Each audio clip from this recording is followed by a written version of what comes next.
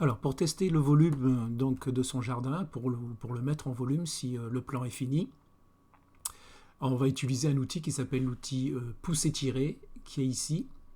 Mais avant, il faut qu'on remette donc notre dessin de jardin dans une vue qui serait une vue en perspective.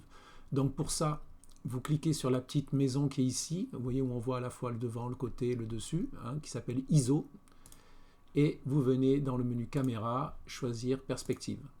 D'accord? Et donc là, on retrouve une vue en perspective, donc on est dans un espace en perspective, on a notre axe rouge ici, notre axe vert là, et la hauteur qui va être indiquée par l'axe bleu.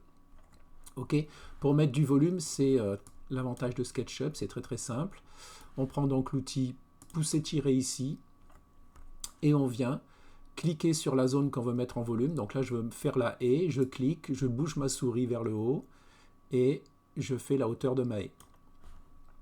Je vais faire ensuite la hauteur de mon bassin ici, d'accord, et puis je vais faire la hauteur des haies qui sont là. Si je veux que toutes ces haies soient de la même hauteur, il suffit ensuite que je vienne faire un double clic à chaque fois. Hop, ici. Là, je vais faire une haie un petit peu plus basse. Je veux que ce soit la même de partout, donc je fais un double clic là, double clic là, double clic là. Et là, je vais faire une petite haie aussi. Et si je veux la même hauteur que là, double clic ici. Ok ? Donc là, j'ai simplement mis le volume de mon jardin, en quelque sorte, en tout cas des premiers éléments qui ont été dessinés.